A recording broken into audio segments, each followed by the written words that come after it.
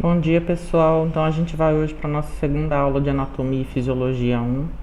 Tá? Na aula de hoje a gente vai falar um pouquinho de forma bem geral, né, de como é que o nosso corpo está organizado, né, as principais, a organização estrutural propriamente dita, né, vai ser de uma maneira bem generalizada, porque para a gente o que é mais importante, né, nessa primeira anatomia do curso é o sistema esquelético. Tá? Nós vamos falar do sistema esquelético praticamente, né, toda a disciplina, né, a parte mais importante realmente, né, porque a gente precisa conhecer todos os ossos do corpo, conhecer como é que eles estão organizados, para a gente conseguir depois, mais para frente, né, na aula de posicionamento, a gente conseguir entender os posicionamentos que a gente utiliza na radiologia. Tá? Então hoje na aula de hoje eu vou falar de uma forma bem abrangente, tá? Bem resumida mesmo, só para a gente, né, dar uma introdução antes de começar no sistema esquelético propriamente dito, tá? Então, basicamente, né, como é que o nosso corpo está organizado? Né? Então, a gente tem aqui, ó, né, a organização estrutural. Então, tudo que é matéria que existe, né, qualquer tipo de matéria, ela é formada por átomos, né? Então, qualquer tipo de matéria, seja um ser, né, vivo ou um ser inanimado, ele é formado por átomo. Então, o átomo ele é a primeira estrutura organizacional de qualquer material que existe no planeta Terra, seja ele vivo ou não vivo, tá? Esses átomos eles vão se organizar, né?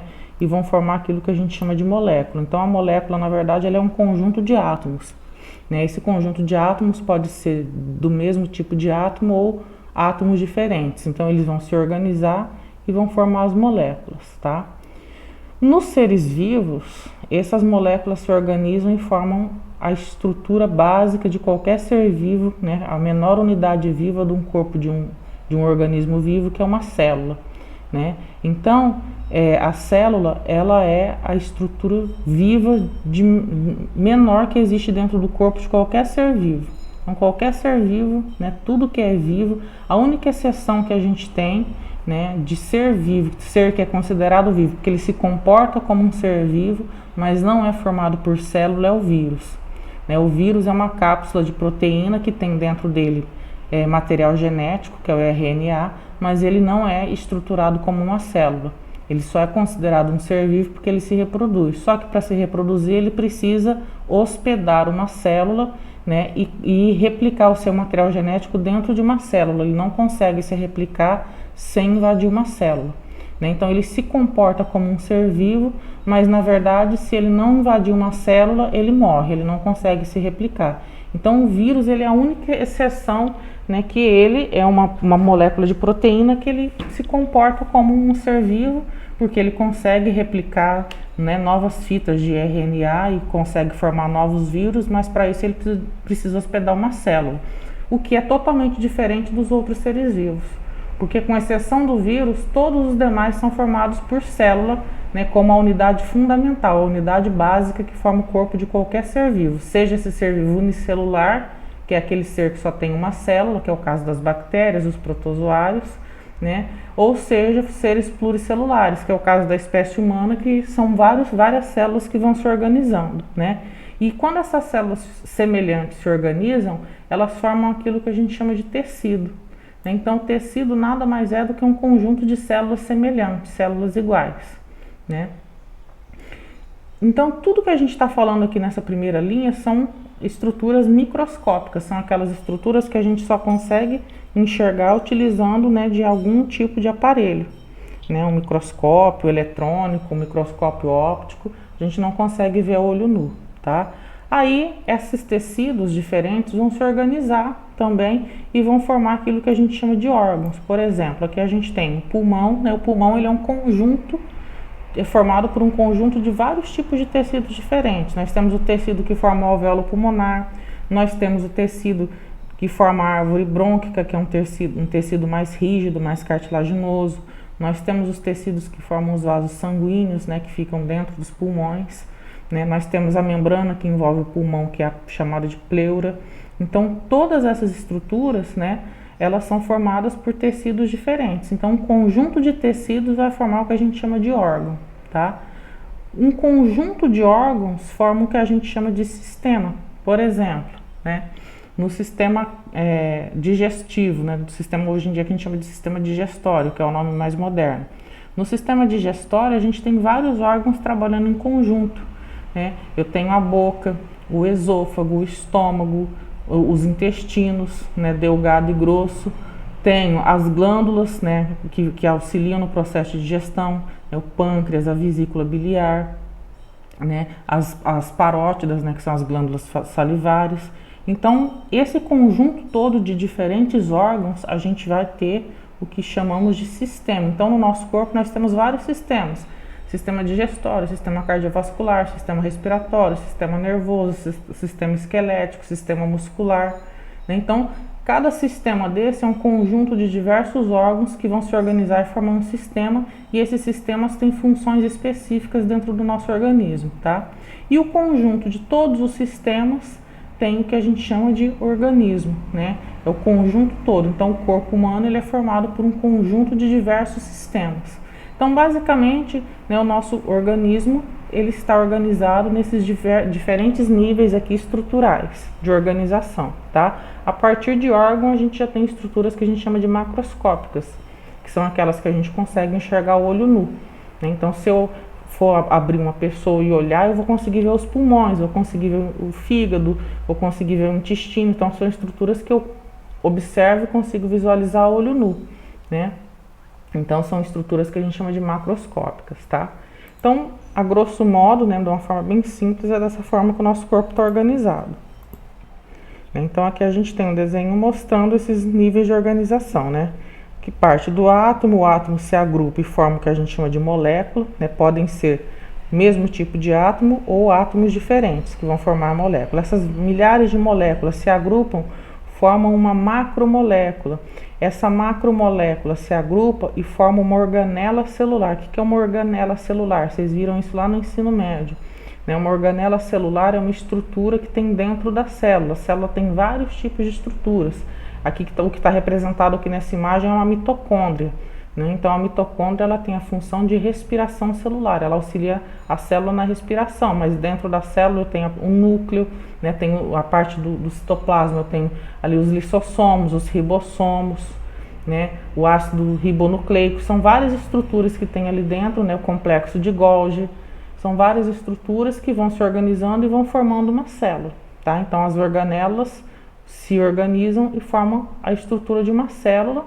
E a célula, a gente diz que é a menor estrutura viva do corpo de um ser vivo, né? Então, uma célula ela é capaz de se alimentar, ela é capaz de respirar, né? Ela é capaz de se replicar. Então, ela se comporta, né, da mesma forma como o todo, como o organismo todo. O nosso organismo se alimenta, ele respira, né? Ele se reproduz. Então, basicamente, a célula faz a mesma coisa, mas em nível diferente e de forma diferente. Mas basicamente faz a mesma coisa, tá? O tecido ele é um conjunto de células semelhantes. Então, células semelhantes formam um determinado tipo de tecido. Por exemplo, o tecido muscular é formado por células musculares, né? Que aí eu posso ter vários tipos de células musculares. Eu tenho tecido muscular liso, tecido muscular estriado, tecido muscular estriado cardíaco, né? Então, são vários tipos de tecidos, mas, né, com células semelhantes. Esses diversos tipos de tecido, eles se organizam e formam o que a gente chama de órgão. O conjunto de órgão é o que a gente vai chamar de sistema, né? Então, são vários órgãos que formam um determinado sistema, que a gente tem a representação do sistema digestório, né? E vários sistemas vão formar o organismo como um todo, tá? Então, basicamente, né, é dessa forma que o nosso organismo está organizado. Então, aqui eu tenho, né, o resumo dos sistemas que fazem parte do nosso corpo.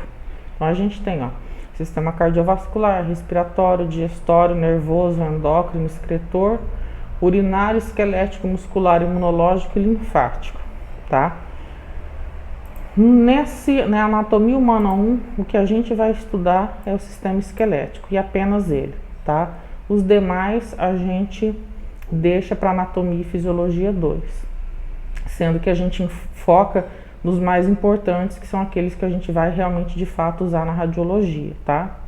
Então, basicamente, o nosso objeto de estudo nessa primeira anatomia do curso é o sistema esquelético, tá? Então, a gente vai começar a falar um pouquinho de forma bem geral do sistema esquelético e depois a gente vai começar a falar de cada segmento do corpo, de cada parte, direitinho, para vocês conhecerem cada osso que compõe, né, e os pontos anatômicos principais dessas estruturas, né, dessas regiões. Então, o que é o sistema esquelético? Basicamente, o sistema esquelético, ele está organizado, né, é um conjunto de vários ossos que vão formar o esqueleto. Então, o esqueleto, o que é o esqueleto? O esqueleto é um conjunto de vários ossos e cartilagens, tá? Então, a função básica desse esqueleto, né, ela é, né, formar um arcabouço para o corpo, é dar uma sustentação para os outros tecidos do nosso corpo, né? Então, esse conjunto de ossos e cartilagem, eles formam um arcabouço do corpo, eles vão dar o formato para o nosso corpo, a estrutura de sustentação do nosso corpo. Então, basicamente, o esqueleto é isso, né? Um conjunto de ossos e cartilagens que formam toda a estrutura de sustentação do nosso corpo, tá? E esse sistema esquelético, ele tem algumas funções que são importantíssimas, né? Então, basicamente, quais são as principais funções, tá? Movimentação e sustentação do corpo, isso é bem claro, né? Já imaginaram se a gente não tivesse ossos, como é que a gente ia se movimentar? Como é que a gente ia andar, caminhar? A gente ia ser, né, aquele conjunto de tecido mole jogado no chão e não sei nem como que a gente ia se movimentar, ia rastejar, ia parecer uma gelatina gigante, né? Sem esses ossos. Então, né, a gente consegue se movimentar da forma que a gente se movimenta graças ao esqueleto, a essa estrutura, né, que dá sustentação para o nosso corpo, tá? Uma outra função é a produção contínua de células sanguíneas através da medula óssea, tá? Nesse caso aqui a gente está falando da medula óssea vermelha, tá, gente? Porque nós temos dois tipos de medula óssea. Nós temos a medula óssea amarela e nós temos a medula óssea vermelha. A medula óssea vermelha é que é responsável pela produção contínua de células sanguíneas, tá? Depois, mais para frente, vocês vão entender um pouquinho melhor a diferença entre essas duas medulas, tá? A medula óssea vermelha e a medula óssea amarela, tá? Então, lembrando que quem produz células sanguíneas são a medula óssea vermelha, tá? Então, todas as células que compõem o nosso sangue, as plaquetas, as hemácias, os linfócitos, os leucócitos, os eosinófilos, né, os trombócitos, tudo que faz parte do sangue, né, é produzido pela medula óssea vermelha, tá? É produzido pelos nossos ossos, tá? Uma outra função importante, né, além da produção das células sanguíneas, é a proteção para os órgãos. Se vocês observarem, né, os órgãos que são mais importantes para o nosso corpo, os órgãos vitais, eles estão protegidos por um arcabouço ósseo, né? Por exemplo, o crânio. O crânio, ele funciona como se fosse um capacete ósseo para proteger o cérebro, né, que é um dos principais órgãos do nosso corpo, porque ele comanda todos os demais órgãos, comanda toda a nossa parte racional, né, e é um órgão de extrema importância e é um órgão muito sensível. Então, o nosso crânio, ele é como se fosse um capacete ósseo, justamente para proteger toda a massa encefálica, né, cérebro, cerebelo e o bulbo. O tórax, né, a gente tem as costelas, os arcos costais, né, então essas costelas protegem órgãos importantes e vitais também, por exemplo, o pulmão, o coração, que está no centro do tórax, né, então essas costelas, elas também têm a função de estar protegendo, só que essa costela, ela precisa ter uma mobilidade, né, então por isso que elas são organizadas da forma que elas são. Depois, mais para frente, vocês vão entender melhor isso, quando a gente estiver estudando especificamente a parte das costelas. A costela, ela tem que promover uma proteção, mas ela também tem que ser móvel o suficiente para o nosso pulmão se expandir quando a gente encher o peito de ar, né? Então, toda a organização dos arcos costais, né, eles estão organizados de forma que proteja o nosso tórax, proteja o pulmão, proteja os órgãos da cavidade torácica. A gente tem vasos sanguíneos importantíssimos também na cavidade torácica, né? Então, essa caixa torácica, ela serve para proteção de todos esses órgãos, mas ela também tem que ser móvel o suficiente para que o nosso pulmão consiga se expandir, consiga ser preenchido por ar a cada inspiração que a gente faz, tá? E uma outra função, né, é o armazenamento de íons, principalmente de cálcio, né? Esses íons que são armazenados nos ossos, eles são utilizados no metabolismo celular, né? Então as células do nosso corpo, elas precisam, né, de várias substâncias que a gente armazena nos ossos. Então, quando a gente ingere cálcio, né, através da alimentação, esse cálcio ele vai se depositando nos ossos e vai fortalecendo esses ossos, vai tornando esses ossos, né, calcificados e cada vez mais resistentes. Só que quando a gente tem uma alimentação carente em cálcio, pode acontecer o processo inverso. O nosso corpo vai começar a retirar cálcio desses ossos e liberar na corrente sanguínea, justamente porque é necessário que haja uma quantidade X de cálcio circulando no sangue para que as células consigam realizar o metabolismo celular. O que é o metabolismo celular? É o trabalho celular, é a atividade da célula. Para a célula conseguir se respirar, para a célula conseguir se manter funcional, conseguir se manter saudável, ela precisa de cálcio, né? Então, se não tiver cálcio na corrente sanguínea, não tem de onde ela tirar esse cálcio. Então, ela vai começar a entrar no estágio, né, que pode levar ela à morte. Então, o que o nosso organismo faz quando a gente ingere cálcio insuficiente? Ele vai lá nas células ósseas, né, e vai desmineralizar esse osso e vai disponibilizar esse cálcio na corrente sanguínea, né? Dependendo da gravidade desse processo, de problemas genéticos, ou às vezes a pessoa já tem uma tendência genética para o aparecimento de algumas doenças na velhice, né, esse processo pode ocasionar o surgimento de algumas doenças, como a osteoporose, por exemplo.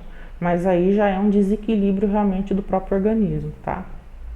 Então, basicamente, né, o que a gente observa aqui? Ó, a gente pode resumir, né, nessas 5 funções principais aqui, né, a função do sistema esquelético: função de proteção, função de sustentação e conformação de todo o corpo, né, a função de armazenar os íons, né, que são utilizados de tempos em tempos pelas células do nosso corpo, né, movimentação do corpo e produção de células do sangue, tá? Então, basicamente, são essas as cinco funções do nosso sistema esquelético, tá? Vamos falar rapidamente aqui de como é que está organizado esse tecido ósseo, né? Então, o nosso tecido ósseo, ele é um tecido especializado, né, e que forma todo o sistema, todos os ossos do corpo. Então, ele é um tecido conjuntivo formado por células, né, e material extracelular calcificado. Então, a gente tem 2 partes no tecido ósseo. Eu tenho a parte viva, tá, que são as células, tá, e eu tenho a parte, né, não viva, que é a parte mineralizada, que é a parte onde acontece a deposição do cálcio, né, que vai formar esse material calcificado. Extracelular significa que esse material é depositado fora da célula, tá? Então, toda vez que eu falo de material extracelular, eu estou falando de material depositado fora da célula, no entorno da célula. Se fosse intracelular, eu estou dizendo dentro da célula. Então, nesse caso, o cálcio ele vai sendo depositado em volta do tecido vivo do osso, que são as células, tá? E esse material calcificado junto com essas células forma aquilo que a gente chama de matriz óssea, tá? Então, a matriz óssea, ela tem 2 tipos de, né, é formado por 2 tipos de estrutura, é formado por células e por material extracelular calcificado, tá? No osso, qualquer tecido ósseo, a gente pode encontrar 3 tipos básicos de células, tá?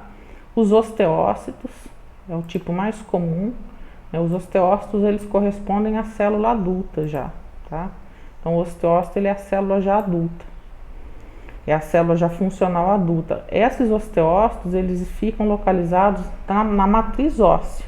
Então, a gente tem a matriz óssea, então tem uma célula, né, um osteócito, em volta desse osteócito eu vou ter uma deposição de cálcio, né? É o que forma a maior parte dos ossos, tá? Eu tenho outros 2 tipos de células, né? Os osteoblastos e os osteoclastos. Os osteoblastos, eles são aquelas células que são responsáveis pela parte orgânica da matriz óssea. Qual que é a parte orgânica da matriz óssea? A parte orgânica vai ser quem? Vai ser as células, né? Então, toda a parte orgânica, quer dizer, a parte celular da matriz óssea, é formada pelos osteoblastos. São eles que vão dar origem aos osteócitos, que são as células já adultas, tá? Então, os osteoblastos, eles produzem a parte orgânica, quer dizer, eles produzem as células que fazem parte da matriz óssea. Os osteoclastos, eles já são tipos celulares, né, que se movimentam pelo osso. A função desses osteoclastos é reabsorver tecido ósseo e remodelar o osso. Como é que funciona isso? Por exemplo, já ouviram falar que quando a gente pratica qualquer tipo de atividade física é bom para o músculo, mas também é bom para os ossos, né? Porque o que acontece? O nosso corpo, ele funciona e ele se modela, inclusive os ossos, de acordo com a função que a gente executa com ele. Vou dar um exemplo, né? Pega, por exemplo, um jogador de tênis, né? Tipo o Guga, o Gustavo Kirten, que jogava tênis, né? Tênis de quadra mesmo. Então, ele sempre vai, quando ele joga tênis, ele sempre usa um único membro, né? Um único braço para segurar a raquete e para bater na bolinha. Então, vamos supor que ele sempre usa o braço direito, ele não usa o braço esquerdo. Se você for fazer um exame e comparar o processo de mineralização do braço direito e do braço esquerdo de um atleta como esse, a gente vai perceber que do lado que ele usa, que ele segura a raquete para bater na bola, a quantidade de cálcio e a resistência do osso é muito maior do que do braço que ele não usa. Então, se ele é destro, ele usa mais o braço direito, ele vai ter uma resistência maior no braço direito e vai ter uma quantidade de cálcio muito maior no braço direito do que no braço esquerdo, né? Então, os osteoclastos, que são essas células que a gente está falando aqui, elas vão fazer exatamente isso. Elas depositam, elas reabsorvem tecido ósseo da parte que a gente não está usando, né? E vai depositar esse tecido, esse cálcio, nas regiões que a gente mais utiliza, para fortalecer aquele osso, né? Então, quando a gente fala que o osteoclasto ele participa da remodelação dos ossos, é justamente nesse sentido, tá? Eles retiram o osso, né? Eles vão lá, retiram o osso, absorvem o osso da parte que a gente quase não está usando e deposita na parte que a gente usa mais, tá? Então, por isso que quando a gente usa mais uma determinada parte do corpo, a tendência é que aquele membro, que aquela estrutura, ela fique mais resistente com o passar dos anos, tá? Com o passar do tempo. Então, basicamente, né, são esses 3 tipos de células que a gente encontra. Isso aqui é muito importante, gente, tá? Isso aqui com certeza eu vou cobrar em prova, então é importante que vocês saibam, que vocês entendam bem esse caso. Então, vocês estão observando que a gente já fala um pouquinho do esqueleto axial. Então, o que é o esqueleto axial? O que a gente chama de esqueleto axial? O esqueleto axial é tudo isso que a gente está vendo em azul aqui, ó. Tá vendo? Vai até aqui a base da coluna, o final da coluna aqui, o cóccix, né? Então, esse esqueleto axial é o que vai formar toda a parte central do corpo, tá vendo? Ele forma todo o crânio, né? A coluna toda, né? O externo, que é esse osso aqui da frente das costelas, todas as costelas, tá vendo? E um ossinho que a gente chama de ocioide, que fica aqui nessa região, tá vendo? Esse ocioide, ele vai dar sustentação para a caixa vocal aqui da laringe, né? Então, ele fica na altura aqui do ângulo da mandíbula aqui, ó. Da mandíbula aqui, são essas curvaturas que a gente tem aqui, ó. O ângulo da mandíbula é essa região aqui, ó. Essa curvatura aqui, ó. Tá? Isso aqui é o ângulo da mandíbula. O ocioide, ele fica nessa altura aqui, tá? Do ângulo da mandíbula. Então, todos nós temos esse ossinho, ele vai justamente dar a sustentação, né, para a laringe, para a caixa vocal, que é onde tem as cordas vocais que a gente consegue emitir som, tá? Então, ele também faz parte do esqueleto axial. Então, repara que é toda essa linha central. Então, o esqueleto axial, ele vai contemplar todos os ossos do crânio, né? Todos os ossos do ouvido, tá? A coluna vertebral inteira, né? A coluna vertebral ela é dividida em regiões: coluna cervical, coluna torácica, coluna lombar, o sacro e o cóccix aqui no final, tá? O externo, que é esse osso que a gente tem aqui na frente do tórax, tá? E todos os arcos costais, tá? além do ocioide que está aqui na parte anterior, né, da coluna, tá? Então é importante que a gente observe bem esse detalhe. E reparem que é tudo que está aqui de azul na imagem, tá? Faz parte do esqueleto axial. Aqui eu coloquei para vocês uma tabela com a quantidade de osso, quais são esses ossos todos que tem, tá? Vocês não precisam decorar essas quantidades, porque a gente vai estudar tudo isso aqui. Então, vai ser normal ao longo das aulas vocês gravarem quantos ossos tem em cada região dessa, que a gente vai estudar crânio, vai estudar os ossos faciais, vai estudar a coluna cervical. Então, vocês vão gravar isso tudo. Eu não vou cobrar quantidade de osso em prova, nada disso. Mas eu coloquei uma tabelinha aqui só para vocês, né, terem um material de consulta. Mas isso aqui ao longo do curso, ao longo das aulas de anatomia, vocês vão automaticamente saber a quantidade de ossos, vocês vão gravar isso ao longo das aulas. Não precisa chegar aqui e decorar essa tabela não, tá? Aqui eu tenho o esqueleto apendicular, né? O esqueleto apendicular, quando a gente fala de apendicular, está relacionado com apêndice, né? Então, quer dizer, o que é isso, esqueleto apendicular?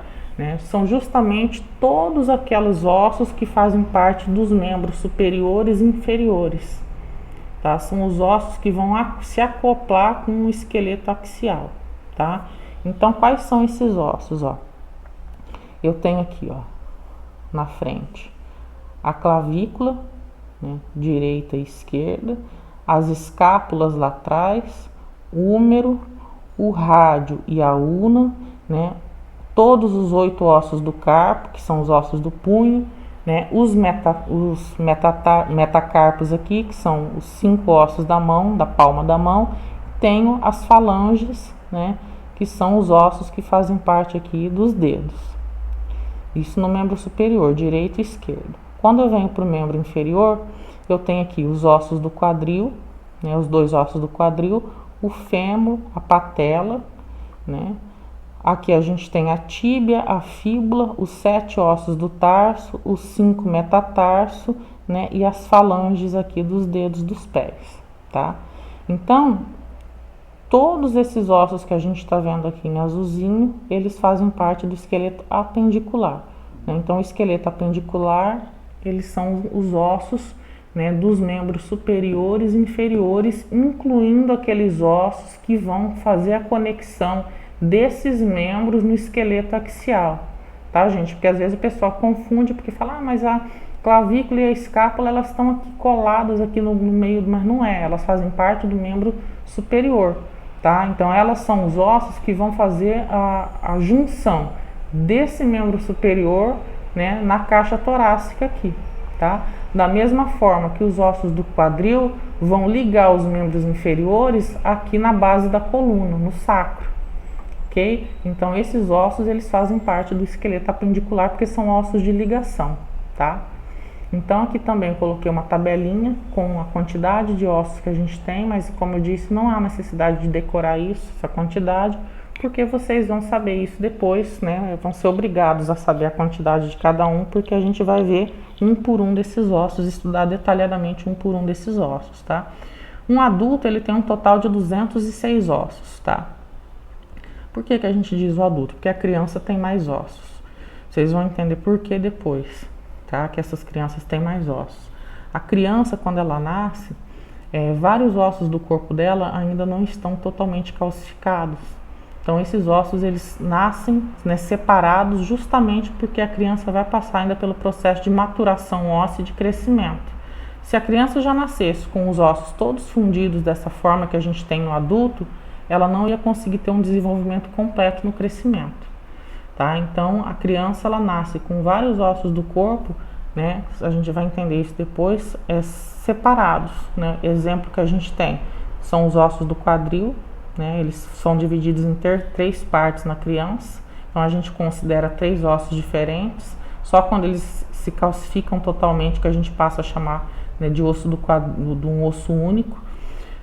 Aqui no crânio, acho que é a parte mais fácil da gente visualizar, porque o bebê, quando ele nasce, né, a parte superior aqui do crânio, quando você toca, você sente tudo mole, né, dá até às vezes até agonia de encostar, de tudo molinho que é. Por quê?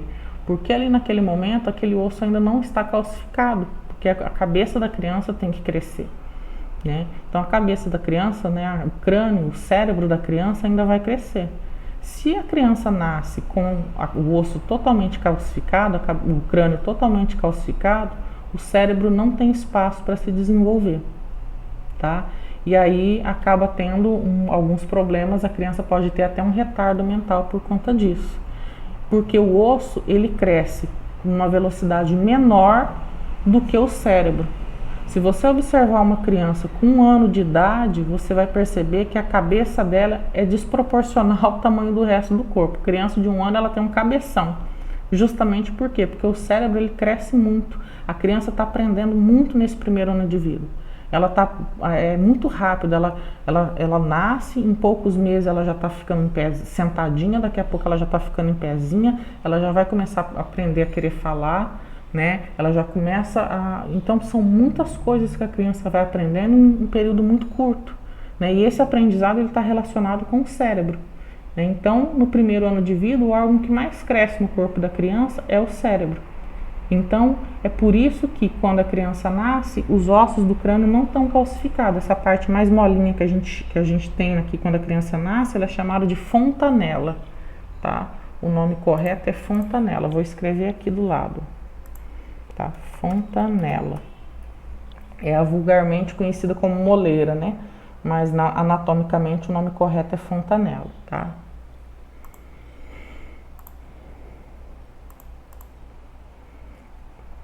O osso, gente, ele é um órgão, ele é considerado um órgão também e é formado por tecido conjuntivo, né, e um tecido especializado mineralizado e também uma parte viva, né? Então ele basicamente ele tem 3 partes, né? Tecido conjuntivo, né, que é um tecido mineralizado, e tem a parte viva que são as células. E o osso, por incrível que pareça, ele é uma estrutura altamente vascularizada. Às vezes a gente olha para o osso e acha, isso aí não é nem vivo, né? Mas é. Ele tem célula viva ali e ele tem, né, uma rede muito grande de vascularização, né? O osso maduro, já, né, um osso de um adulto, de uma pessoa adulta, considerando que é uma pessoa adulta, ele é dividido em duas partes, né? Ele tem a parte que a gente chama de osso compacto, que é uma parte bem densa, é o que vai dar resistência, rigidez para esse osso, né? Ele é a parte mais importante porque ele envolve toda a parte externa do osso, né? E a gente tem uma outra parte que é chamada de osso esponjoso ou reticular, né? Essa parte desse osso esponjoso, né, é justamente formado por uma rede de trabéculas. Essas trabéculas são espaços que tem dentro do osso e que vai dar resistência para esse osso, né? Esse osso se torna resistente justamente por conta da presença dessas trabéculas, tá?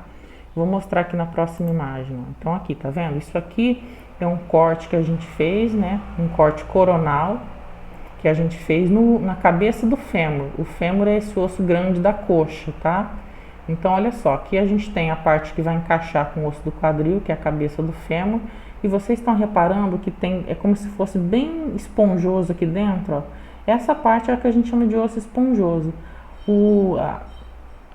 A medula óssea vermelha, ela fica alojada dentro dessas trabéculas aqui, dentro desses espaços. Então, tudo isso aqui é preenchido por células da medula óssea vermelha, tá? E é justamente nessa região que é formado todo o sistema sanguíneo, né? Todas as células do sangue. Então, dentro dessas trabéculas, quando o osso está vivo, né, ela fica preenchida por células da medula óssea vermelha. Vocês estão vendo aqui essa parte mais clara, aqui mais grossa? Essa aqui, né, é o que a gente chama de osso compacto, é a parte cortical do osso, é a parte mais resistente, mais dura do osso, tá? Então ela fica toda na margem, em volta aqui, ó, até aqui em volta é uma camada mais fina, mas a gente também ainda tem uma camada de osso compacto em volta, mas é bem mais fina do que nessa região aqui mais inferior. Aqui a gente tem aumentando para ver melhor os espaços, então reparem, ó, é uma rede mesmo. Tudo isso que a gente está vendo branco aqui, né, é um material ósseo calcificado. Tudo isso que eu estou vendo de espaço é quando o osso está vivo, onde fica toda a parte da medula óssea vermelha. Tá? As células da medula óssea vermelha preenchem esses espaços aqui, tá? E aqui a gente tem a parte do osso compacto. No raio-x, a parte do osso compacto ela vai aparecer bem clara na imagem. é o que vai formar a borda branca do osso que a gente vê na imagem, tá? Justamente porque a radiação é absorvida aqui, ela quase não consegue ultrapassar por conta da espessura dessas paredes ósseas aqui, tá? Esses ossos, eles podem ser classificados, né, de acordo com o formato deles. Então a gente tem ossos longos, curtos, laminares, que também pode ser chamado de planos, alongados, pneumáticos, irregulares e sesamoides, tá? A gente vai falar dos principais, alguns são mais importantes pra gente do que outros, a gente vai falar de alguns deles. Primeiro detalhe, quando a gente fala de osso longo, né? O osso longo a gente só encontra no esqueleto apendicular, tá? Então significa que eu só vou encontrar nos membros superiores e nos membros inferiores que eu encontro osso longo, tá? No esqueleto axial, que eu não tenho osso longo, tá? Então a gente observa aqui nessa imagem. Então a gente tem um osso longo, esse osso aqui é o húmero, tá? O húmero é esse osso que vai fazer parte, que vai formar o braço, né? A parte superior aqui do braço, tá? Então aqui a gente tem o húmero, aqui é a cabeça do húmero, onde se encaixa com o ombro, e essa parte aqui é que vai formar o cotovelo, que vai se encaixar com os outros dois ossos do antebraço, que é o rádio e a ulna, tá? Então aqui, ó, reparem que esse osso ele é dividido em regiões, tá? Isso é importante que a gente saiba, tá? Então olha aqui, ó, a epífise do osso é a parte aqui, ó, superior do osso, tá vendo? Então todo o osso longo ele tem duas epífises, tá vendo? Essa tem uma epífise aqui e uma epífise aqui, ó, tá? Então eu falei lá no primeiro material que a gente tinha o caso de falar proximal e distal. Vocês se lembrarem disso, eu dizia o seguinte: quando a gente fala que uma estrutura é proximal ou distal, a gente está sempre comparando com a raiz de implantação do membro, né? Então, que raiz de implantação do membro é essa? Eu vou voltar um pouquinho para mostrar. Então, aqui a gente tem um esqueletinho aqui, né? Então, aqui, ó, o membro superior, né? Ele vai se conectar, né, com a parte axial do esqueleto aqui, ó, através dessa grande articulação aqui que é o ombro, tá? Então essa articulação aqui é a raiz de implantação do membro superior, tá? Aqui para o membro inferior, a raiz de implantação do membro inferior é aqui na articulação do fêmur, que é esse osso aqui da coxa, com o quadril, tá? Então isso aqui é importantíssimo que vocês não esqueçam, tá, gente? Então, a raiz de implantação do membro superior é a articulação do ombro. A raiz de implantação do membro inferior é a articulação aqui do coxo femoral, tá? Que é a articulação aqui do fêmur com o quadril, tá? Importante lembrar disso, eu vou explicar agora por quê. Quando a gente está falando de osso longo, a gente tem sempre duas extremidades. Uma extremidade que fica mais perto da raiz de implantação do membro, e uma extremidade que fica mais afastada, tá? Essa extremidade aqui é a que vai se encaixar ali na articulação do ombro, então a gente chama de epífise as extremidades. Só que para a gente localizar melhor essas epífises, a gente usa a terminologia proximal e distal. Então, por exemplo, essa parte que se encaixa ali com a articulação do ombro, a gente chama de epífise proximal, tá? Essa outra epífise que está mais próxima do cotovelo e mais distante aqui da raiz de implantação do membro, que é o ombro, a gente chama de epífise distal. Então, quando eu falo assim do húmero, tá, que é esse osso aqui, vai ter vezes que vocês vão perceber depois ao longo do material que a gente vai falar assim, epífise proximal do húmero. Quando fala epífise proximal do húmero, você já sabe que é a epífise do húmero que está mais próxima da articulação do ombro. Quando eu falar epífise distal do húmero, eu já sei que é a extremidade do húmero que está mais distante do ombro, né? E aqui ela está próxima de quem? Do cotovelo, tá? Então, quando a gente fala epífise, para eu denominar qual é qual, eu sempre uso essa terminologia, distal e proximal, tá? Isso é importante a gente saber. Então, o que é epífise? A epífise, ela é uma região composta em sua maior parte, por osso esponjoso, tá vendo? Então, eu tenho o osso compacto em volta, né? E na parte central eu tenho o osso esponjoso, tá?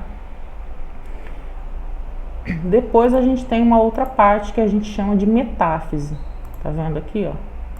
A metáfise, ela é uma região intermediária. Então, tem metáfise aqui e tem metáfise aqui nessa região proximal aqui também, tá? Então, a metáfise dessa região fica mais ou menos aqui onde eu passei essa linha vermelha. Então, tá vendo? Então, aqui também é metáfise, tá? Deixa eu escrever aqui, metáfise. Tá? Então, aqui eu tenho, então, essa metáfise que está mais próxima da raiz de implantação do membro, que é o ombro, é o que? A metáfise proximal. Tá? Peraí. Metáfise proximal.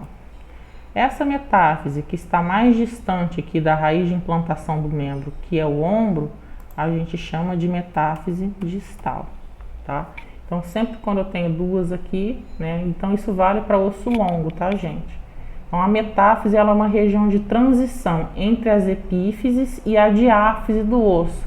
A diáfise do osso é a parte mais longa, é o corpo do osso propriamente dito, tá? Então, o corpo do osso todo, a parte longa do osso, a gente chama de diáfise, tá? Esses nomes vocês têm que gravar, tá, gente? Epífise, que são as extremidades do osso. Metáfise, que é a zona de transição entre a epífise e a diáfise, tá? E a diáfise é o corpo do osso, é essa parte mais alongada aqui do osso. Então, quando a gente repara a anatomia dessa região, de cada uma dessas regiões, a gente percebe diferenças, né? Nas extremidades aqui, nas epífises, eu tenho osso cortical e osso esponjoso, tá vendo? Quando eu pego aqui uma região já da diáfise, mas um pouco mais próximo da metáfise, eu tenho, né, osso compacto e eu tenho osso esponjoso e no meio eu tenho o canal medular, tá? O canal medular, ele geralmente no adulto, ele é preenchido por medula óssea amarela, tá? Não sei se vocês já ouviram falar, o tutano do boi, aquela parte que fica gordurosa dentro o pessoal chama de tutano, aquilo é medula óssea amarela. Vou explicar um pouquinho rapidamente a diferença entre medula óssea vermelha e amarela, tá? Quando a criança nasce, a criança está em fase de crescimento, ela está crescendo, a maior parte dos ossos dela produzem sangue porque ela está em alto metabolismo, ela está crescendo, então ela precisa de uma produção contínua de sangue para o corpo dela ir acompanhando e crescendo. Então, a maioria dos ossos dessas crianças são preenchidos por medula óssea vermelha. Então, dentro desse canal medular, eu tenho, na maioria dos ossos das crianças, medula óssea vermelha, né, e as células alojadas da medula óssea vermelha, alojada aqui nas epífises desses ossos, né, e altamente vascularizados, porque os vasos sanguíneos estão diretamente ligados a essa medula óssea para poder formar a célula do sangue e essa célula chegar na corrente sanguínea e circular pelo corpo todo, tá?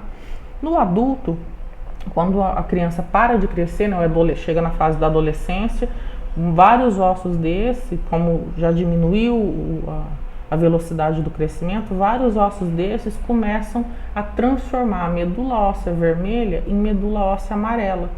Então vai ficar aquela gordura ali dentro do osso, que é a medula óssea amarela. Essa medula óssea amarela, ela vai, quando a pessoa se torna adulto, né, a maioria dos ossos estão preenchidos por essa medula óssea amarela. Apenas alguns ainda continuam produzindo células sanguíneas, porque elas só vão precisar reproduzir aquelas para repor as células que já estão envelhecidas. Ela não tem que produzir porque a pessoa está crescendo, né? Ela só vai produzir para repor aquilo que já está envelhecido. Então, por exemplo, uma hemácia, ela dura em torno de 120 dias, né? O ciclo de vida dela é de 120 dias. Então, quando ela atinge esse ciclo de vida, ela envelhece, ela tem que ser retirada do sangue. Quem faz essa limpeza é o baço e o fígado. Então, ela é recolhida do sangue e ela é destruída, né? E o corpo tem que repor essa célula que foi retirada porque está velha. Então, ele só tem o trabalho de ir lá e fabricar aquelas que vão substituir aquelas que estão envelhecidas. Então, nesse caso, eu não preciso ter todos os ossos do corpo com medula óssea vermelha. Basta que eu tenha alguns que vão suprindo essa necessidade. Geralmente, quais são esses ossos na fase adulta, né? O fêmur continua produzindo continua com a medula óssea vermelha a maior parte né, da vida da pessoa vai ser sempre medula óssea vermelha nas epífises, tá? E aqui na diáfise vai ser medula óssea amarela. O úmero também, né, que é esse osso que a gente está vendo aqui, nas epífises do úmero, ele continua produzindo medula óssea vermelha, né? E aqui na diáfise, medula óssea amarela. As costelas também produzem células sanguíneas, também tem medula óssea vermelha, né? Então, geralmente são os ossos longos que continuam produzindo na fase adulta, né, a medula óssea vermelha, que vai repor as células sanguíneas que já estão envelhecidas, tá? Então, esse processo, vocês percebam a importância dos ossos pra gente, né? Porque o osso abriga a medula óssea vermelha e essa medula óssea é fundamental para a substituição de células sanguíneas. Aí vamos acontecer que você acabou sofrendo um acidente, teve uma fratura grave, né, ou algum acidente que fez você ter uma perda muito grande de sangue, né? Mesmo que você receba uma transfusão de sangue, o seu corpo vai mandar uma mensagem química para essa medula óssea vermelha que está dentro dos ossos, e elas vão se tornar, aliás, vai mandar mensagem química para a medula óssea amarela que está dentro dos ossos, tá? Então essa medula óssea amarela, ela temporariamente se transforma em vermelha de novo, até repor todo aquele sangue que você perdeu no acidente que você sofreu. Quando isso acontecer, o corpo manda mensagem química de novo para a medula óssea vermelha e fala: olha, já tá bom, a pessoa já tá curada, já tá bem, então não precisa estar gastando essa energia toda. Então o que o corpo faz? A medula óssea que ficou vermelha temporariamente, ela volta a ser amarela, no adulto, tá, gente? Então é uma coisa bem interessante, porque os ossos eles têm todas essas características que são importantes para, né, para manutenção de vários fatores no nosso corpo, várias funções, tá? Então aqui, ó, a gente tem um corte coronal, tá, do osso do úmero aqui, né, continua sendo o úmero. Então aqui a gente tem a cabeça do úmero, né, e aqui a gente tem a epífise distal do úmero. Foi exatamente o que eu tinha mostrado na imagem anterior, tá vendo? Aqui eles só estão denominando essas regiões. Isso a gente tem que saber, tá vendo, ó?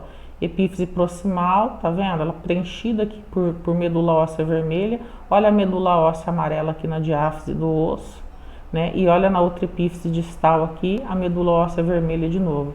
Então, reparando os vasos sanguíneos aqui dentro, ó, esses vasos sanguíneos, eles se comunicam com o meio externo através de pequenos buraquinhos que tem nesse osso.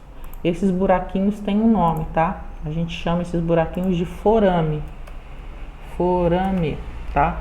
É um forame ósseo. Então, a partir de hoje, toda vez que eu falar a palavra forame, vocês já sabem. Um forame significa que é um buraco no osso, né? Nesse caso aqui, como é um forame por onde passa vaso sanguíneo, a gente chama de forame nutrício.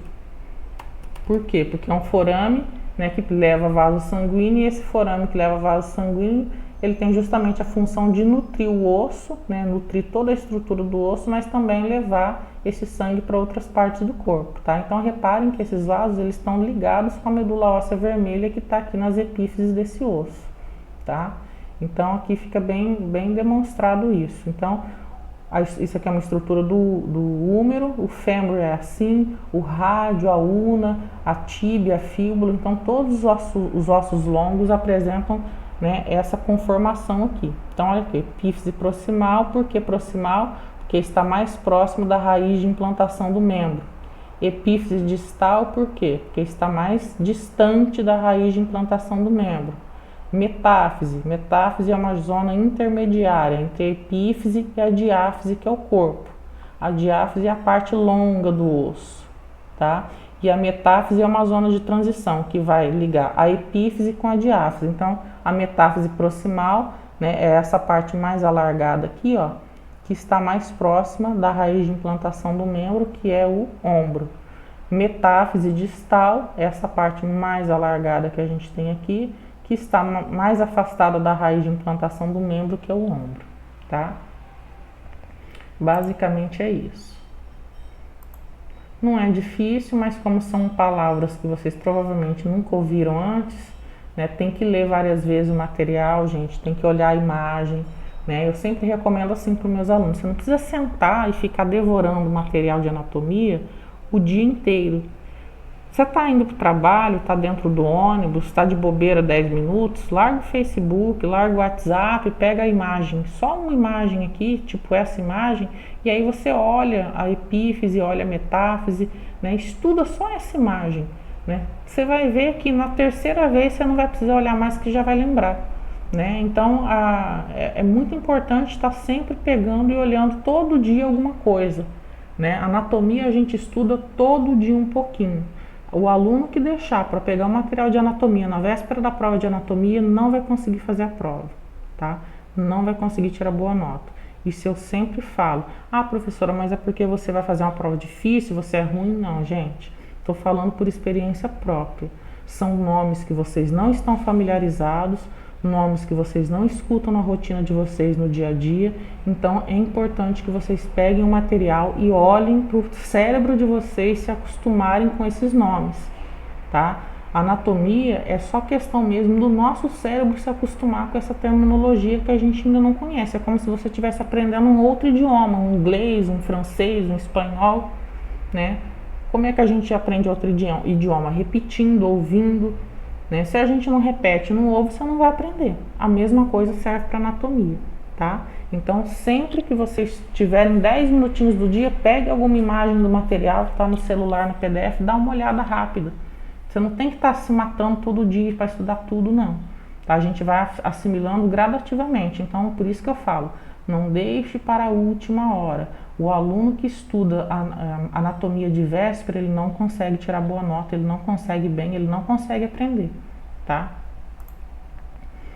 Então aqui a gente tem, ó, a classificação dos ossos, está explicando detalhadamente cada uma. Eu não vou ficar lendo isso tudo aqui, tá? Tem no material aí que tá aí para vocês acompanharem, mas eu vou explicar um por um nos próximos slides ali que tem esses ossos, tá?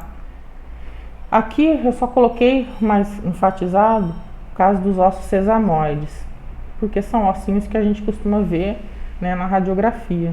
Então observe, esses ossos sesamoides, eles são ossos que estão presentes dentro de alguns tendões, tá?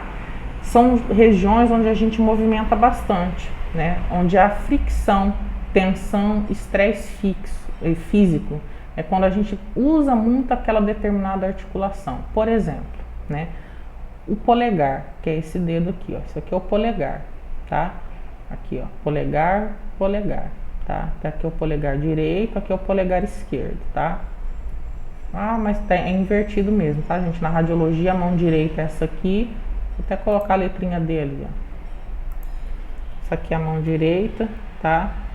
E essa aqui é... Opa, essa aqui é a direita. E essa aqui é a esquerda, tá? Então, olha aqui, ó. Então, aqui a gente tem o polegar direito, aqui a gente tem o polegar esquerdo.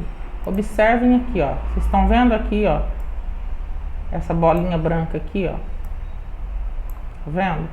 Isso aqui é a região onde tem a articulação do polegar. O polegar, ele é um dedo opositor. A gente usa ele para segurar as coisas, os objetos. Então, é uma articulação que a gente movimenta muito. Então, esse ossinho sesamoide que tem aqui nessa região, ele serve justamente para diminuir a tensão, a fricção, né, dos tendões que tem aqui nessa região, por ser um dedo que a gente movimenta bastante, tá? Todo mundo tem osso sesamoide? Não. Tanto é que esses ossos nem entram na contagem dos 206 ossos presentes no adulto, tá? Você pode encontrar osso sesamoide nas pessoas somente nessa articulação. Tem pessoas que não têm esse ossinho aqui, tá? Que também é normal. E tem pessoas que têm ossos sesamoides, dependendo do que ele faz ou da profissão dele, se é uma coisa que ele de repente usa muito as mãos, ele tem ossos sesamoides, né, aqui nas outras articulações aqui também, próximo a essas outras articulações aqui, tá? Isso pode acontecer também. Ou pode acontecer da pessoa não ter osso sesamoide, isso tem muito a ver com a genética do indivíduo também, tá? Então, esses ossinhos, eles não entram na contagem dos 206 ossos, porque é muito variável de pessoa para pessoa e é normal isso, tá? Aqui eu tenho um exemplo de osso sesamoide no primeiro dedo aqui, no hálux, tá? Que é o dedo do pé, ó, o primeiro dedo do pé, tá? Aqui é o pé direito, tá? Então, olha aqui, o primeiro dedo do pé eu tenho, tá vendo essas duas bolinhas brancas aqui, ó? Vou colocar aqui para vocês verem, tá apontando com a flechinha. Essas duas bolinhas também são osso sesamoide. Eles estão aqui, ó, na articulação do hálux. Por quê? Porque o hálux, né, ele é um dedo que a gente apoia praticamente quando você vai fazer um movimento de caminhar, de andar, você praticamente apoia todo o peso do seu corpo em cima desse dedo. Então, quando você pisa no chão e vai fazer o movimento de mudar, dar um passo depois do outro, praticamente o peso do seu corpo todo vem para cima dessa articulação. Então, esses ossos sesamoides, eles têm a função justamente de diminuir a fricção, a tensão e o estresse dos tendões que estão localizados aqui nessa região, tá? Então, também é um número variável. Tem gente que só tem esses aqui, tem gente que não tem nem esses e tem gente que tem vários aqui, ossinhos sesamoides também, tá? Isso varia de pessoa para pessoa.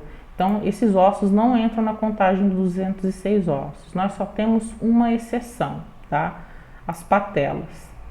As patelas, elas são ossos sesamoides também. Elas ficam, tá, em região de tendão no joelho, né, ali nos ligamentos.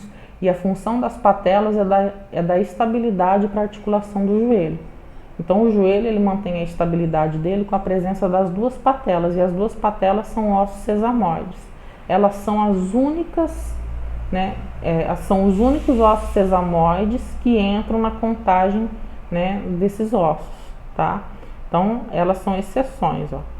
Exceções notáveis são as duas patelas, que são grandes ossos sesamoides presentes em quase todos os seres humanos, tá?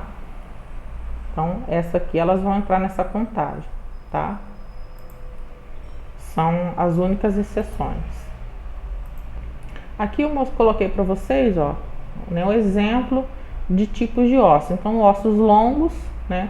Os ossos longos, eles têm a diáfise alongada, tá vendo? Bem longa aqui, né? E tem as diáfises, as epífises aqui que vão se encaixar com grandes articulações, né? Os ossos do carpo, né, que são do punho, são ossinhos curtos, né? São ossos pequenos, curtos.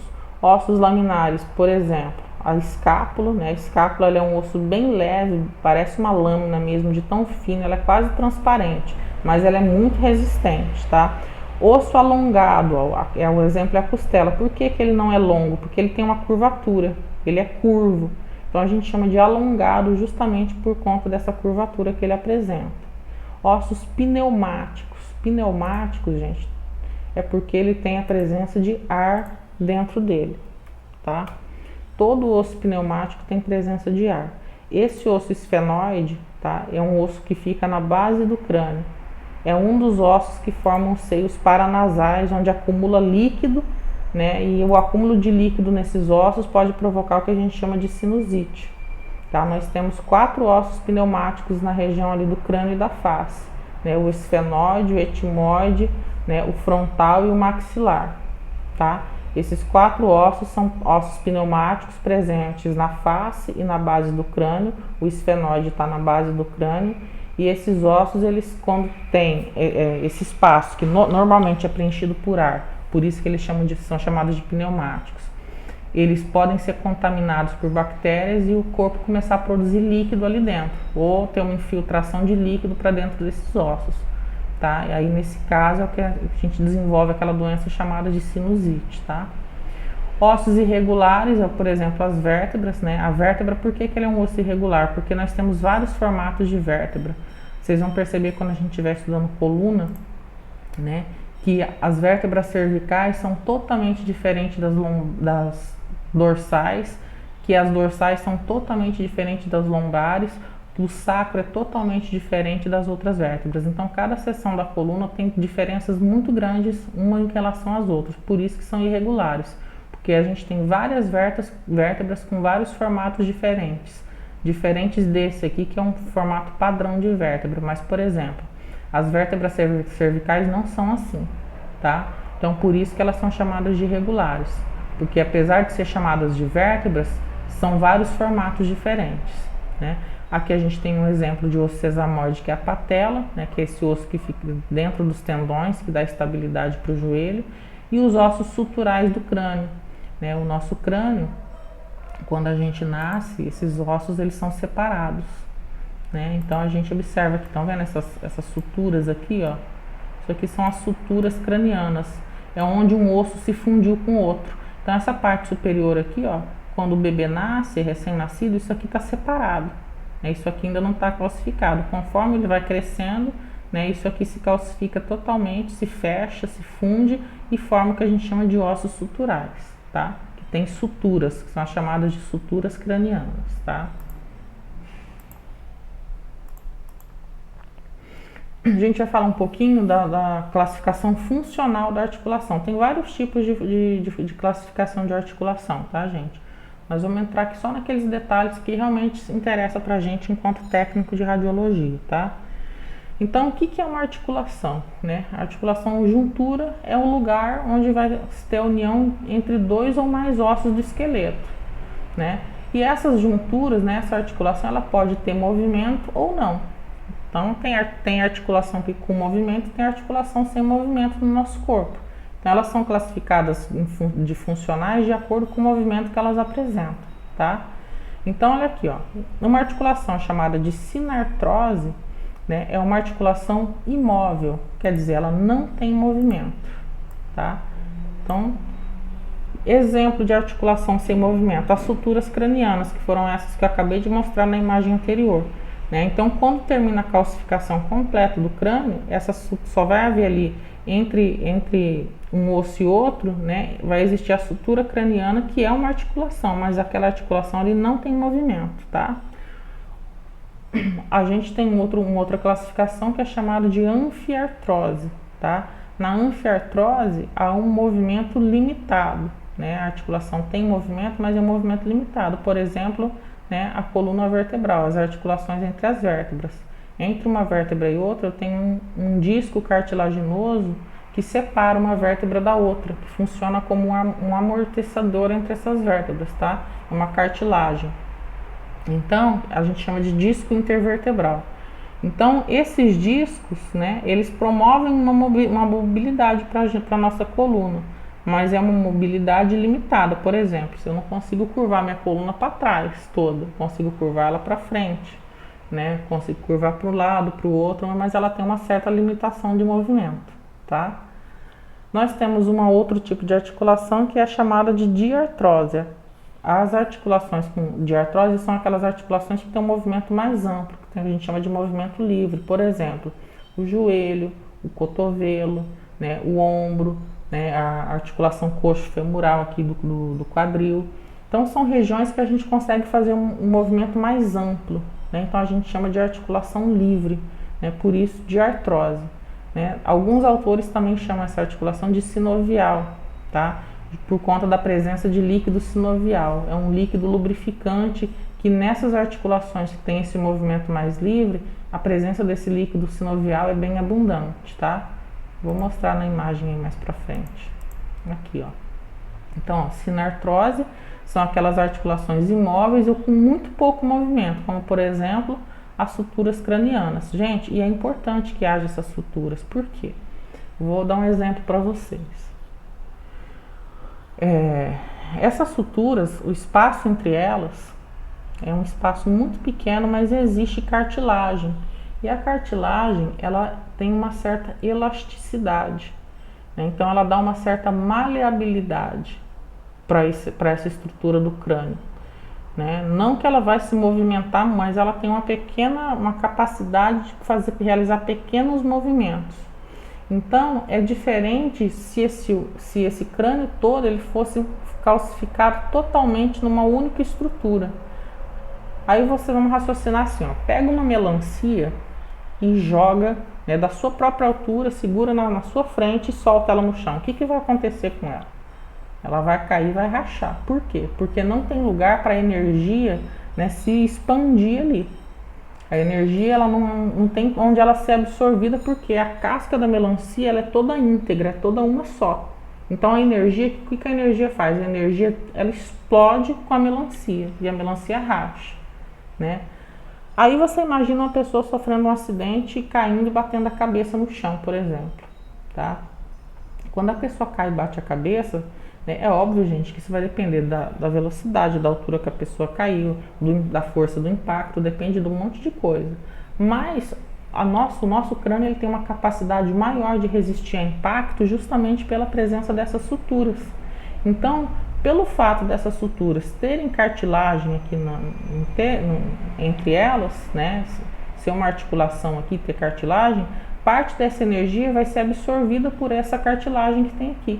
Então, a chance da cabeça da pessoa explodir com impacto é muito menor, tá? Justamente pela presença dessas suturas aqui. Tá? Então, isso é importante, né, justamente para manter a integridade do crânio. Tá? No caso da anfiartrose, aqui a gente tem o exemplo da coluna. O disco intervertebral é essa cartilagenzinha que a gente está vendo aqui. Tá? Aqui a gente tem um corte coronal. Aliás, coronal não, esse corte é sagital. Um corte sagital, né? E aqui eu tenho, né, o disco intervertebral. Esse aqui também é o disco intervertebral. Então, a anfiartrose é uma articulação com pouco movimento. Ela é imóvel, mas ela tem um movimento limitado, tá? Ela apresenta um movimento limitado. O exemplo que a gente deu foi das vértebras. E aqui eu tenho uma articulação, um exemplo de articulação com movimento livre, que é o caso, por exemplo, né, do joelho, que a gente chama de diartrose. Ó. Então, o joelho ele tem um movimento mais amplo. Né? Ele é uma articulação que tem um movimento amplo, né, que desliza. Olha aqui, ó, como aqui esse osso aqui é o fêmur, aqui a gente tem a tíbia. Então, repara como a epífise distal do fêmur, ela desliza em cima da cabeça aqui da tíbia. Né? Então, isso aqui vai promover um movimento mais amplo. Né? Então, a gente chama de diartrose. Tá? Aqui a gente tem uma classificação estrutural dessas articulações. Né? Se elas tiverem um tecido mais fibroso, elas podem ser classificadas em sindesmose, sutura e gonfose. Tá? Se elas tiverem uma articulação mais cartilaginosa, né, presença de mais tecido cartilaginoso, a gente chama de sínfise ou sincondrose. E aí a gente tem as articulações sinoviais, que são aquelas que produzem líquido sinovial, tá? Nem todas produzem líquido sinovial, por isso que elas são aqui de acordo com o tipo de tecido, né, na verdade, tipo de tecido que elas são formadas. Então, aqui ela é classificada pelo tipo de tecido que elas são formadas. Aqui a gente vai dar alguns exemplos, ó. No caso das articulações fibrosas, elas não têm uma cavidade articular, tá? Elas não têm uma cavidade onde o osso se encaixa. Os ossos adjacentes são praticamente em contato direto entre si. Então, eles são muito próximos um do outro, tá? E se mantêm juntos por um tecido conjuntivo fibroso. É um tecido de ligamento, tá? Tá vendo? É um tecido de ligamento, mas se mantém firmes ali, mas não deixa de ser uma articulação. Por quê? Porque tem presença de cartilagem, tá? Então, para juntar um osso com o outro, se tem cartilagem, né, presença de cartilagem juntando um osso com o outro, a gente tem uma articulação. Aqui eu tenho um exemplo, ó, da articulação tibiofibular, tá? Então, isso aqui é a articulação do tornozelo, tá, gente? Esse osso aqui é a tíbia, esse osso aqui é a fíbula, né? E aqui é o talos, que é um osso do pé, né, da região do pé ali. Então, esses três ossos aqui, né, vão formar a articulação do tornozelo, tá? Então, repara aqui que entre a tíbia e a fíbula, né, eu tenho essa ligação aqui cartilaginosa, tá? Essa cartilagem aqui, ela vai manter unidas a tíbia com a fíbula, né? É um ligamento que existe aqui cartilaginoso. Por isso que a gente chama de sindesmose, né? Ela é ligeiramente móvel. Ela tem um movimento, ela confere um movimento aqui para essa região. Né? Então, ela é chamada de sindesmose porque ela tem pouco movimento. A sutura, né, que foi o exemplo que a gente deu ali da sutura craniana, ó, ela é uma articulação imóvel, ela não tem, praticamente não tem movimento.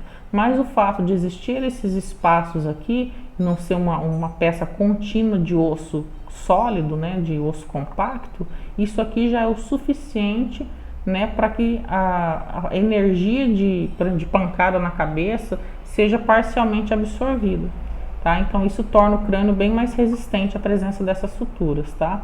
E aí a gente tem um outro tipo de articulação chamada de gonartrose, que tem movimentos limitados, é o caso, por exemplo, dos dentes, né? Em volta dos dentes aqui com o osso da mandíbula, né, existe um tecido cartilaginoso, né? Então, a gente percebe que em alguns momentos da vida a gente pode sentir o dente balançando, né? Por quê? Porque foi abalado ali, a articulação ali, de alguma forma ela foi abalada, é por isso que às vezes o dente fica mole, né? Balança. Isso eu tô falando no adulto, tá, gente? Tô falando na criança trocando o dente, não, né? Então, pode acontecer, e é uma articulação que existe ali, tá? Então, quando você vai no dentista que ele vai extrair o dente, o que na verdade ele faz? Ele está luxando o dente, ele está tirando o dente de dentro da articulação, tá?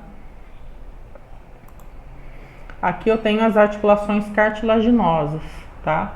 Nessas articulações cartilaginosas também não tem uma cavidade articular, tá? Esses ossos, eles são unidos firmemente por um tipo de cartilagem, só que é diferente da outra. A outra é uma fibra, né? É mais resistente. Essa aqui já é uma cartilagem, né? Com um tipo de tecido diferente, tá? Essas articulações, elas permitem pouco movimento ou nenhum movimento, vai depender muito do tipo de articulação. Então eu tenho aqui, ó, o exemplo, por exemplo, sínfises, né? A sínfise, ela é considerada sínfise toda vez que eu tenho um disco achatado entre duas superfícies ósseas. Então, por exemplo, a mais conhecida é a sínfise púbica, que vai juntar aqui, ó, unir os dois ossos do quadril, né? O direito e o esquerdo aqui, ó. Então aqui eu tenho uma sínfise, faz a junção entre os dois ossos do quadril direito e esquerdo, né? E os discos intervertebrais também, ó. Ele é um disco achatado, aqui também é um disco achatado. É por isso que eles recebem esse nome, tá? A gente tem esses exemplos aqui de sínfise, né? A mais conhecida é essa aqui, a sínfise púbica. A gente também tem outro tipo que é a sincondrose. Tá? A sincondrose, ela é formada por cartilagem hialina, que é um tipo de cartilagem firme e elástica, ela tem elasticidade, tá? Diferente das outras. As outras, elas são mais rígidas, elas não têm a mesma elasticidade que uma cartilagem hialina, tá? Eu tenho dois tipos de sincondrose, tá? Eu tenho a do tipo chamado de temporário, que são as placas epifisárias, e eu tenho a cartilagem permanente. Exemplo de cartilagem sincondrose permanente são as cartilagens costal. Quando eu falo de costal em anatomia, gente, eu não estou falando de... Porque isso aí a gente já remete mentalmente, né? Quando eu falo costal, as pessoas já pensam na linguagem vulgar, como se fosse, tô com uma dor nas costas, né? Que já pensa logo na parte posterior do corpo. Mas em anatomia, toda vez que vocês olharem a palavra costal, ela está se referindo a costelas, tá? Então, quando eu falo aqui cartilagem costal, eu estou falando da cartilagem das costelas, que são essas cartilagens aqui, ó, que vão unir os arcos costais com o osso externo, que é esse osso que a gente tem no centro do tórax aqui, bem no meio do tórax, tá? Então, toda vez que a anatomia você vê a palavra costal, ela está se referindo a costela, tá? Então, costal é sinônimo de costela em anatomia. Isso é importante, porque senão a gente vai ficar vinculado àquela linguagem informal do dia a dia que não tem nada a ver, tá? Então, as cartilagens costais, elas são exemplos de sincondrose. Então, tudo isso aqui é cartilagem hialina, tá? É um tipo de cartilagem firme, mas ela é elástica ao mesmo tempo. E por que ela tem que ser assim? Porque cada vez que a gente enche o peito de ar, esse tórax ele tem que se expandir para o pulmão se encher de ar completamente. Então, por isso que essa cartilagem aqui da parte anterior dos arcos costais, elas têm que ser firme e elástica, justamente para facilitar a expansão do tórax, tá? Isso aqui é uma cartilagem permanente, tá? Isso aqui o indivíduo vai ter isso o resto da vida, porque é imprescindível para a respiração, tá? Mas a gente tem um outro tipo de sincondrose, que é o tipo temporário. Tá? Observem essas duas imagens aqui. Aqui eu tenho o joelho de uma pessoa adulta, tá? E aqui eu tenho o joelho de uma criança, tá? O joelho de uma criança e o joelho de um adulto. Olha bem a diferença, tá? Aqui a pessoa já atingiu o tamanho que ela vai ter na vida adulta. Ela não tem que crescer mais. E aqui a criança ainda está crescendo. Então vocês estão reparando aqui, ó, às vezes a pessoa olha e acha que isso aqui é até uma fratura, mas não é, ó.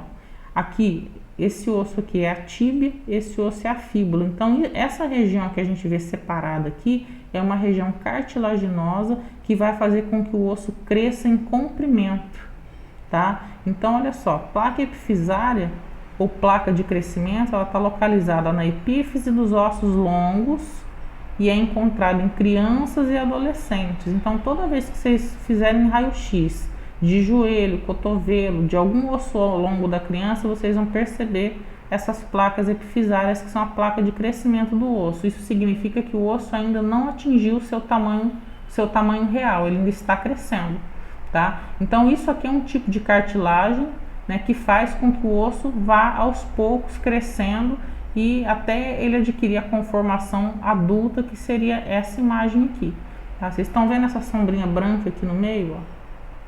Estou contornando aqui com a ponta do mouse, deixa eu ver se consigo desenhar aqui em cima dela. Ó, essa sombrinha branca aqui, ó, isso aqui é a patela, tá? Olha bem pro azul, vou excluir o azul agora para vocês conseguirem enxergar atrás, ó. Tá vendo? Ó, se você reparar, tem uma região mais clara aqui, ó. Isso aqui é a patela, tá? Do osso.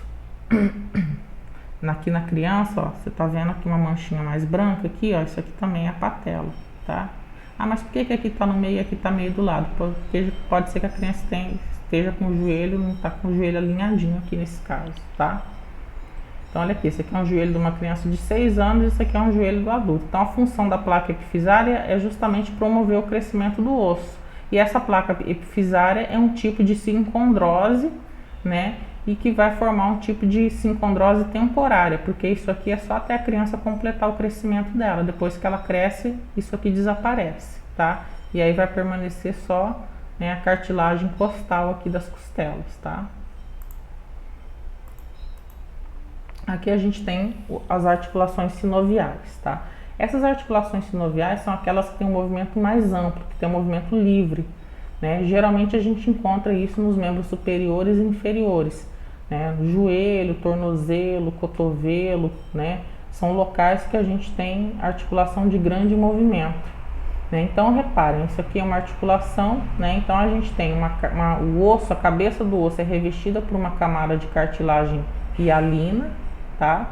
E em volta dessa articulação, né, se cria uma cápsula chamada de cápsula fibrosa para proteger essa articulação, e essa cápsula fibrosa produz líquido sinovial.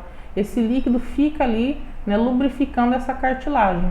Quem já desossou frango, sobrecoxa de frango, coxa com sobrecoxa de frango, já deve ter visto um líquidozinho melequento quando você corta ali a coxa com a sobrecoxa do frango, não tem tipo uma gosminha ali, aquilo ali é um líquido sinovial, tá? Então aquele líquido é um líquido lubrificante, que ele vai servir para lubrificar essas articulações que a gente tem grande movimento, tá? Então, articulações de grande movimento, a gente tem a presença desse líquido sinovial lubrificando. Bom, gente, basicamente, né, essa aula de hoje, né, ela vai assim fazer uma introdução geral, né, a tudo que a gente precisa entender um pouquinho, né, sobre, de maneira geral, da estrutura do sistema esquelético, né, para a gente começar a falar das partes propriamente ditas, que são as mais importantes, a partir da aula da semana que vem, tá? Na aula da semana que vem a gente vai falar de membros superiores, né? Então é uma parte bem importante, tá? Então assim, a gente já teve a aula semana passada, já estou disponibilizando a aula de hoje. Então não deixem acumular, porque se vocês ficarem deixando acumular, vocês vão ter problemas com anatomia, tá? Eu estou avisando isso sempre, eu aviso isso a todas as turmas, né? Eu sou até chata para ficar repetindo isso, porque depois, quando o pessoal vai fazer a prova, a galera se assusta. Ah, professor, mas é porque... Eu falei, você estudou da forma que eu orientei? Não, mas eu não tive tempo. Eu falei, cara, aí não tem como, né? Vocês estão fazendo um investimento, né? Ainda mais numa época dessa que a gente está vivendo, vocês estão investindo num futuro melhor para vocês. Se Deus quiser, quando acabar isso tudo, né, vocês já vão ter adquirido vários conhecimentos, né? No final do ano que vem, provavelmente, vocês já vão ter praticamente, tá na reta final do curso, já vão estar aí participando, se Deus quiser, de processo seletivo, de concurso, para se firmar na área, se colocar na área. Então, vocês têm que pensar que é um investimento que vocês estão fazendo, né, na vida de vocês, para mudar a vida de vocês. Então, se vocês estão fazendo esse esforço, né, então não tem desculpa para não estudar, gente. Precisa estudar, tá? E anatomia tem que estudar bastante, tá? Vocês vão precisar bastante disso ao longo do curso, tá?